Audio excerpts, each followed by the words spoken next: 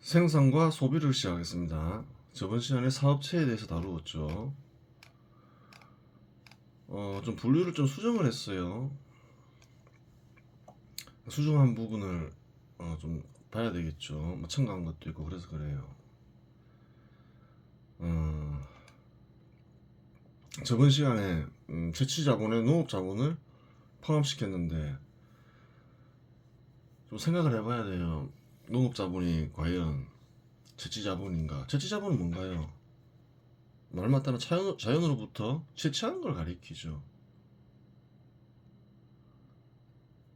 농업에서 사용하는 것은 어떤가요?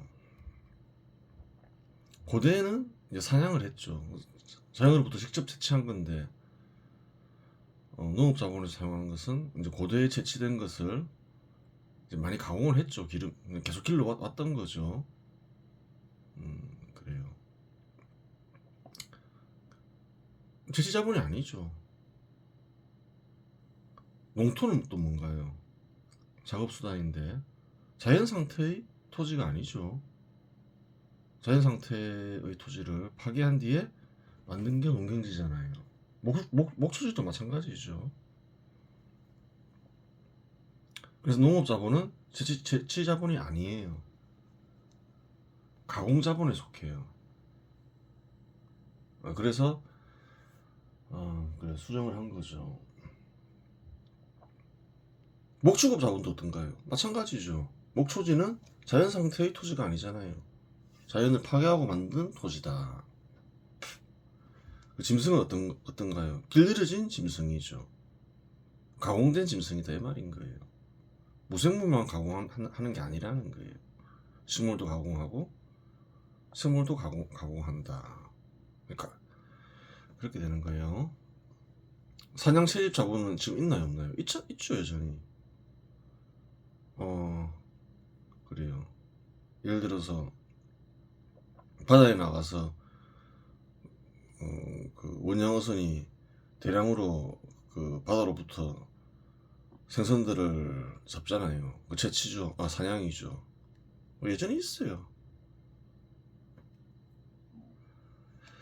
그렇게 되는 것이고 활동 자본은 이제 활동을 거래하는 거죠. 물론 작업 수단도 동원하죠. 그 생산물을 거래하는 게 아니죠. 생산물을 팔아서 소득을 얻는 게 아니라 활동을 팔아서 소득을 얻는다 얘기했고, 작업수단 대여 자본, 뭐 시설 자본도 있잖아요. 예를 들어서 통신회사나 뭐 경기장을 제공할 수도 있고. 그건 뭔가요?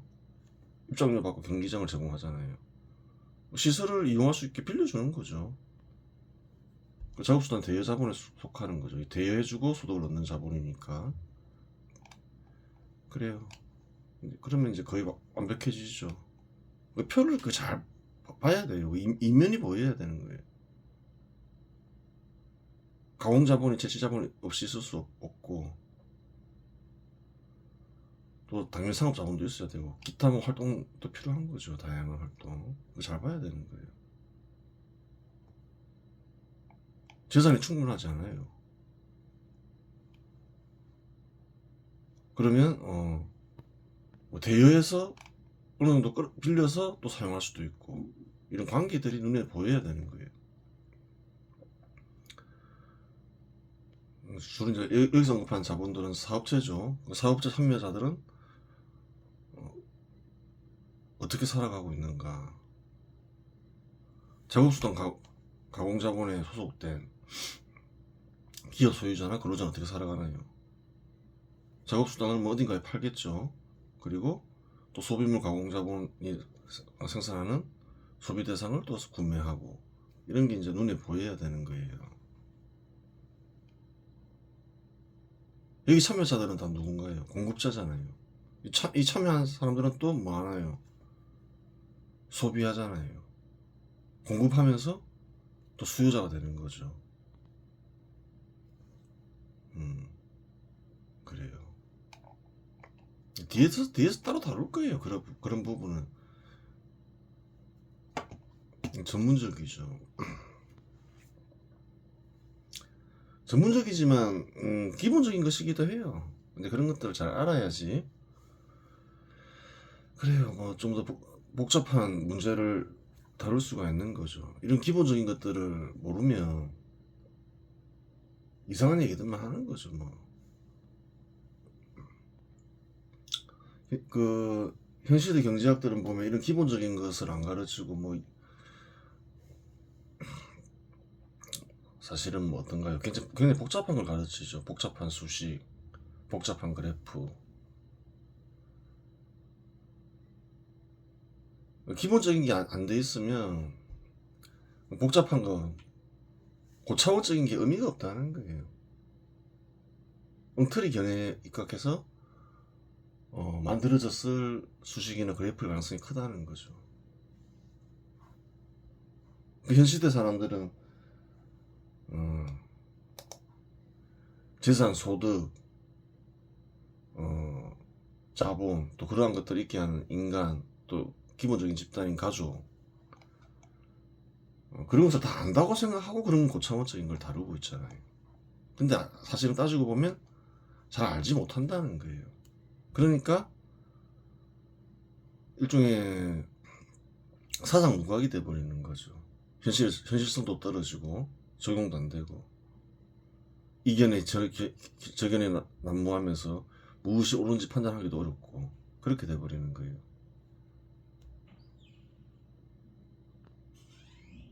예전에 그 마르크스가 재산을 규정한 걸 봤잖아요. 상품들이 집합이라고. 그냥 다 안다고 생각하는 거예요. 그냥 본인들은 알지 못하면서.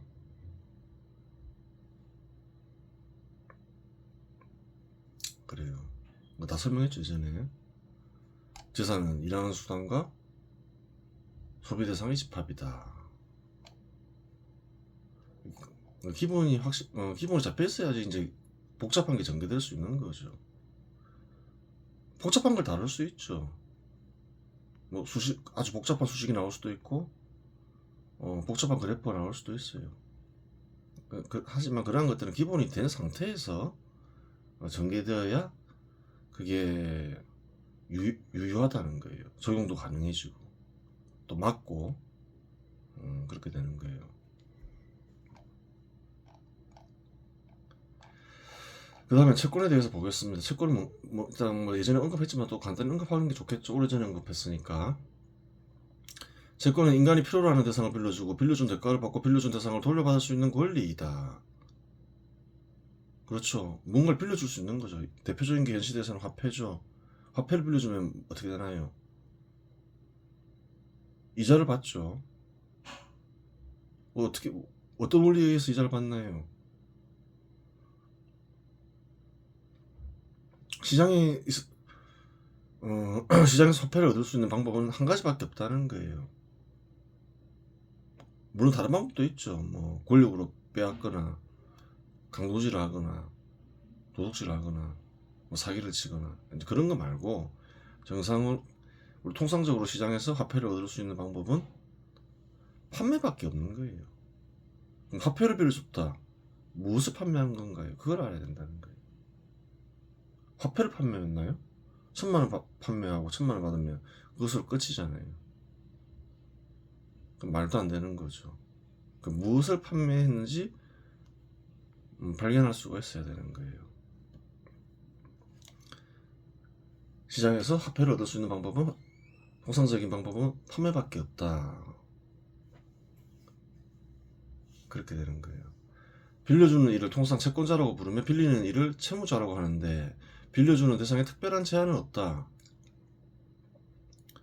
그렇죠. 그 집을 빌려줄 수도 있고 상가를 빌려줄 수도 있고 뭐 기계를 빌려줄 수도 있고 화폐를 빌려줄 수도 있고 빌려주는 대상에는 특별한 제한은 없다는 거예요. 빌려준 대가는 무엇인가? 일정 기간 특정한 대상을 사용할 수 있는 권리를 판매하고 받는 대가이다. 무엇을 판매했는가 생각해야 되는 거예요. 화폐를 판매했나요? 그게 아니라는 거예요. 화폐를 일정 기간 사용할 수 있는 권리를 판매한 거예요. 그러니까 원금은 돌려줘야 되는 거죠. 권리를 판매했으니까 그 권리에 대한 대가를 지불해야 되는 거예요. 화폐를 빌려주고 받는 그 대가를 뭐라고 하냐? 이자라고 부른다는 거예요. 이 대가를 사용료로 규정할 수 있다. 우리가 흔히 생각하는 이자는 사용료 중에 하나구나. 그런 사실을 알 수 있는 거예요. 이와 같은 거래는 고대부터 있었다.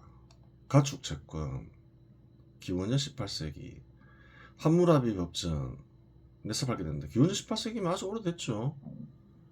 한 4천년 전이죠. 함무라비 법전, 농업에 필요한 소나 양을 빌려주고 수확 후 일정량의 곡식으로 갚는 계약이 존재. 가축이 죽었을 경우 책임 소재를 규정. 그래요. 왜? 가축이 죽었을 경우 책임 소재를 왜 규정하나요? 아니 채권이 그렇잖아요. 사용료도 받고 돌려받아야 될 거 아니에요. 화폐만 생각하지 말라는 거예요. 가축도 될 수 있다는 거예요. 예전에 그렇게 했다는 거예요. 죽게 되면 책임 소재를 밝혀야 되겠죠. 화폐를 못 갖게 되면 책임 소재를 밝히는 거랑 똑같은 거잖아요. 그 대상이 뭐냐에 따라 다른 거지. 대상만 다르지. 도구 채권도 있었다. 기원전 14세기, 거의 한 3,500년 전이죠. 아마르나 서신, 농업용 전기, 삽 등 도구를 대여한 기록이 남아있다. 사용료는 곡물이나 기타 자원으로 지불했다.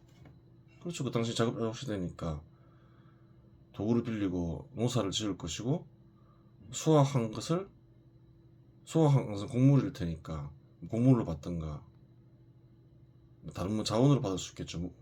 화폐가 널리 유통된 건 아니니까 하여튼 생산한 것으로 사용료를 지급했음을 알 수 있어요. 사용료를 지급했죠. 주거채권도 있더라. 현실도 주거채권 있죠. 집 빌려주는 일 흔하죠. 기원전 6세기 메소포타미아, 바빌로니아에서 발견되더라. 한 2600년 전이죠. 함무라비 법전, 주택을 빌려주고 사용료를 받는 계약이 존재했다. 집의 손상에 대해 수리 비용을 부담해야 한다는 규정 포함한다. 그렇죠. 지금도 뭐 그래요. 뭐 이런 부분에 대해서 법이 있죠, 당연히.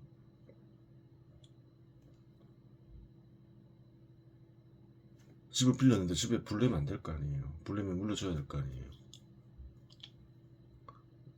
통상적인 어떤 또 주택이라는 건 시간이 지나면 노후되니까 또 그러한 것에 대한 규정 여러 가지가 있겠죠. 토지채권, 고대 그리스, 기원전 5세기, 2500년 전. 그 토지가 남을 정도로 많은 이들은 토지를 빌려줬겠죠. 노예를 써서 농사를 짓게 할 수도 있고 여러 가지 방법이 있는 거예요. 일장일단이 있겠죠. 여러 가지 경우에 따라서 그렇게 하는 건데 한국에도 있었죠. 소작농 있었잖아요. 토지를 빌리고 대가를 지불하면서 농사를 지을 수 있잖아요. 보겠습니다. 그 옛날부터 있었다는 거예요.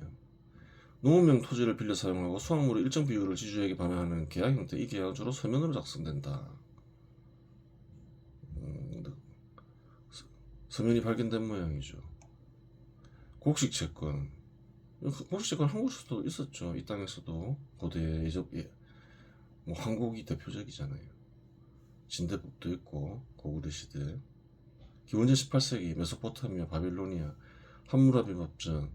농민이 생존을 위해 곡식을 빌리고 추후 수확물로 갚는 형태, 곡식 대여에 따른 이자율도 명시돼. 그렇죠. 사용료를 받고 빌려주지 공짜로 안 빌려줬다는 거예요. 원래부터 그런 거지 뭐. 현시대만 있고 고대에는 없었다 그런 게 아니라는 거예요. 그게 돈이 아니라는 것 뿐이지. 4천년 전에도 있었다는 거예요. 기원전 18세기 나와 있잖아요. 발견된 게 이거지 뭐 그 전에도 있었을 수도 있죠. 주거 임대채권 기원전 1세기 로마 제국. 로마에서는 주거지나 상업공간을 임대하는 계약이 존재했으며 임대료는 현금이나 곡물로 지불 계약은 주로 서면으로 작성된. 기원전 1세기에도 있었다. 2100년 전에 붙어 있었다.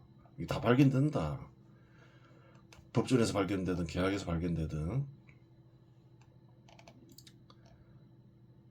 현실의 채권의 종류 용도를 정리하면 다 한 것 같다. 보겠습니다. 국채. 화폐가 널리 유통되죠. 통상적으로 이제 화폐를 얻기 위해 이제 발행을 하죠. 채권을 발행을 해요. 돈 좀 빌려달라, 사용료 주겠다, 이자 주겠다 이 말이죠. 정부가 돈을 빌리는 행위를 하더라. 국채죠. 회사채, 사업체죠. 기업이라 해도 되고 사업체라 해도 되고 약간 뜻이 같은 건데 사실은 정확히 규정은 안 돼 있는데 좀 규모가 큰 사업체를 보통 기업이라 부르기도 하죠. 거기에 대한 기준이 뭐 정해져 있는 건 아니죠. 1인 사업체도 있잖아요. 근데 1인 사업체를 기업이라고 잘 부르지 않잖아요. 금융채, 금융기관이 또 화폐를 마련하기 위해서 채권을 발행하더라. 그냥 이 세 개는 뭔가요? 하나로 묶으면 화폐를 빌리고 채권을 발행하더라. 화폐를 빌리면서 생기더라. 빌리는 대상에 따라서 생기는 채권이더라. 이 세 개를 묶으면 어떻게 되나요? 어디에 속한다고 볼 수 있나요? 화폐체에 속하는 거예요. 화폐를 빌리는 거는 다 화폐체에 속하겠죠. 지방정부가 빌리면서 생기는 게 지방채. 다 그렇죠. 화폐면 다 그런 거예요. 은행에서도 돈을 빌리잖아요. 그 예금 통장을 주는데 예금 통장은 채권이죠. 그것도 화폐채죠. 은행에서 대출 받는 이도 있죠. 그것도 뭔가요? 화폐채가 되는 거예요. 화폐채에 다 속하는 거죠. 채권도 나중에 뭐 별도로 떼서 한번 다뤄봐야 되겠죠. 화폐를 다룰 때 다루면 되잖아요. 화폐도 또 별도로 떼내서 다뤄야 될 거 아니에요. 현 시대에서 중요한 작업 수단이니까 그때 다루기로 하고 좀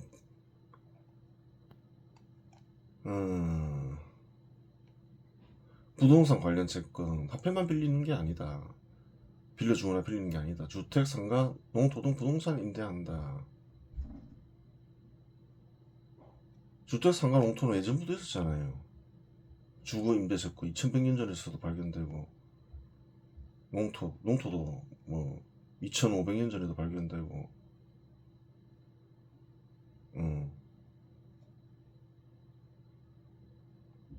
그 다음에 뭐 다 발견되지 뭐. 주택, 농토, 상가 로마 제국에서 빌려주고 빌려받는 일이 흔했다잖아요. 다 있는 거죠. 있었던 거죠. 이거는 원래부터 기계 및 설비 채권, 산업용 기계 공장 설비 등의 대여 및 구매 자금 마련, 그 작업 수단, 작업 도구를 작업수단은 작업 도구와 작업 원료를 빌려주는 걸 가리키죠. 작업 도구를 빌려주는 걸 가리키는데 옛날에는 없었냐는 거예요. 작업 도구가 있었다는 거예요. 도구 채권 있잖아요. 농업용 전기 삽 이런 걸 빌려주고 사용료를 받았다 나와 있잖아요. 구하기 어려웠을 수 있어요. 현 시대는 구하기 쉽지만 기계를 구하기 어렵고 고가라서 그렇지. 그 당시에는 기술이 떨어졌으니까 이런 전기삽 같은 것도 구하기 어려웠을 수 있어요. 철로 이렇게 지금 보면 형편없는 도구라 하더라도 그 시대에는 귀한 것일 수가 있었던 것이지요. 있었다는 거예요. 작업 도구 빌려주고 사용료 받는 일은. 가축도 뭔가요? 농업에 이용하는 가축. 기계라 볼 수 있는 거잖아요. 그 기계가 무생물이냐 생물이냐 그것만 다른 거지. 다 있었던 거라는 거예요. 대상이 바뀐 것 뿐이지. 교통 및 운송 자산 채권, 자동차 선박, 항공기 말 같은 것도 빌려줬겠죠. 뭐 딱 보면 아는 거죠. 다 있었다는 거예요. 그 대상이 바뀐 거지. 그래요.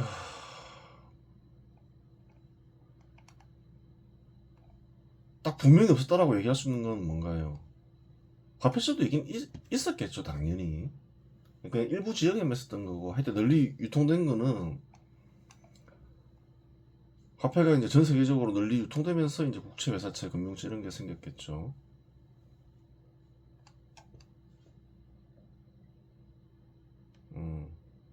물어볼 수 있잖아요.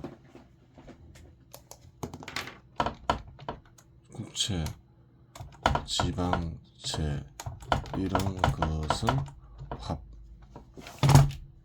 화폐채라고 말할 수 있는데,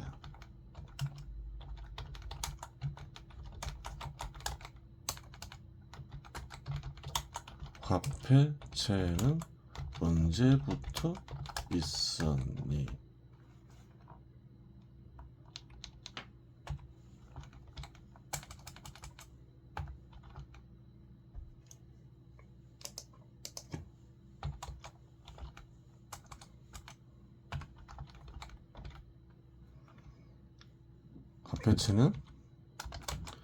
화폐채는 화폐를 빌려주고 이자를 받을 수 있는 채권이야. 이렇게 해서 물어보면 되잖아요.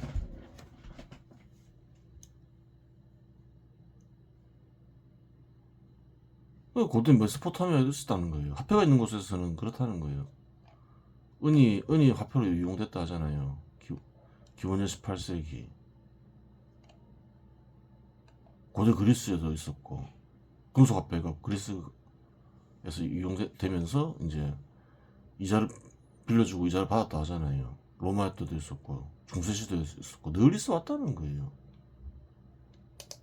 화폐체가 이제 널리 유통되고 세분화된 것은 현 시대지만, 그래요. 그렇게 되는 거예요. 현 시대만 있는 게 잘 없죠. 널리 유통되지 않다가 널리 유통되고 널리 사용되고 이런 거는 있어도 현 시대만 딱 있는 게 그렇게 딱 명확하지가 않다는 거예요. 역사를 이어짐 속에서 봐라. 채권은 소득을 얻기 위한 자본으로 이용됐다는 의미지 개인의 욕구와 욕망을 해결하는 소비 대상으로 이용되지는 않는다. 채권 가지고 욕구를 어떻게 해결하냐는 거예요.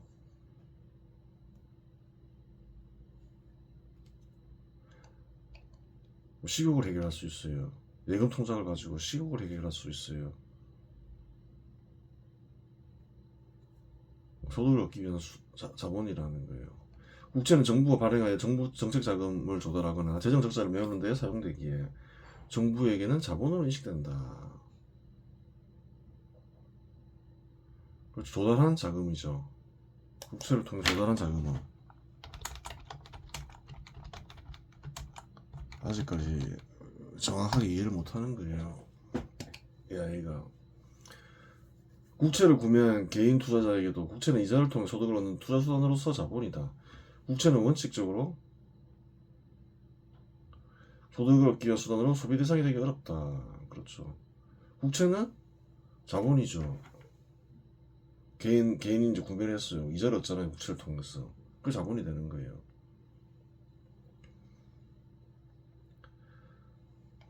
그 다음 보겠습니다. 부동산 관련 채권은 주택, 상가, 농토 등 부동산 자산을 대여하고 사용료를 받고 원금을 되돌려받는 채권이다. 그렇죠. 고대부터 있었고 현 시대도 있죠. 채권자는 소득을 얻기 위해 빌려주니 빌려주는 부동산은 자본이다. 그래요. 채권이 또 생겼죠. 채권은 이제 채권자에게 자본이 되는 거죠. 이중으로 계산하면 안 되겠죠. 채권도 자본이고, 빌려준 부동산도 자본이죠. 근데 자본의 양이 얼마냐? 겹치니까 한 가지만 계산해야 되는 거죠. 통상적으로는. 빌리는 이에게 빌리는 대상은 자본이 될 수도 있고 소비 대상이 될 수도 있다. 그래요. 빌리는 이는 필요하니까 빌리잖아요. 근데 어떤 용도로 사용하냐에 따라서 자본이 될 수도 있고 소비 대상이 될 수도 있다는 거예요. 농토를 빌려 소득을 얻는 이에게 빌리는 농토는 자본이 되고 작업수단이니까. 그렇죠. 주택을 빌려 거주하는 이에게 빌리는 주택은 소비 대상이 된다. 그렇죠. 휴식욕, 수면욕을 해결하기 위해서 빌리니까. 그래요. 따져봐야 되는 거예요. 그래요.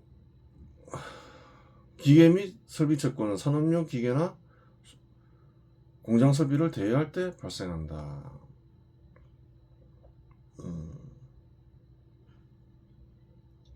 채권자는 소득을 얻기 위해 빌려주는 대상은 채권자에게 자본이다. 빌리는 대상은 소득을 얻기 위한 작업선으로 이용되니 빌리는 대상은 자본으로 인식된다. 잘 알아야 될 게 뭐냐면 또 한 가지 규정을 해야 되는데 채권의 양면성이라고 규정할 수 있겠죠. 무언가를 빌리고 무언가를 빌려준다. 빌려주는 사람은 소득을 얻기 위해서 빌려주겠죠. 그 빌려주는 대상이 빌리는 이에게 필요 없는 거냐는 거예요. 필요하니까 빌리겠죠. 사용료를 지급하고. 누구에게나 필요하다. 서로에게 필요하니까 거래가 발생한다. 그걸 잘 알아야 되는 거예요. 채권의 양면성으로 규정할 수 있는 거예요. 채권의 양면성. 누구에게나 필요하기 때문에 발생하는 것이다. 채권의 양면성. 어떤 사람에게만 필요하고 어떤 사람에게 불필요하고 어떤 사람은 악인이고 어떤 사람은 선인이고 그런 게 없다. 한국은 어떻게 생각하나요? 예를 들어서 특히 주택 같은 경우 그렇죠. 주택을 빌려주는 이는 나뿐이다 이렇게 생각하는 경우가 많잖아요. 다 없으면 어떻게 되나요? 빌려주는 이가 없어지겠죠. 그러면 빌리는 어떻게 되나요? 빌릴 수가 없게 되잖아요. 주택을 구매할 돈은 없고.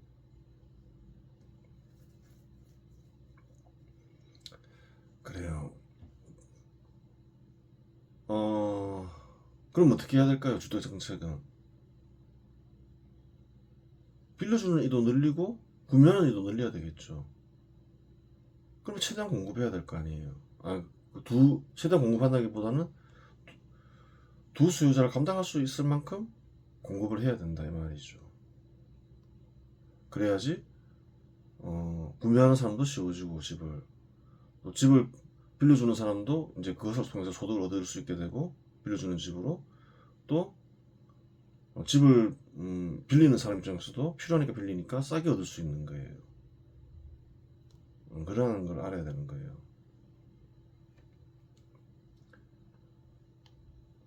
집만 그런 게 아니겠죠. 빌려주는 대상 모든 게 다 그러한 거죠.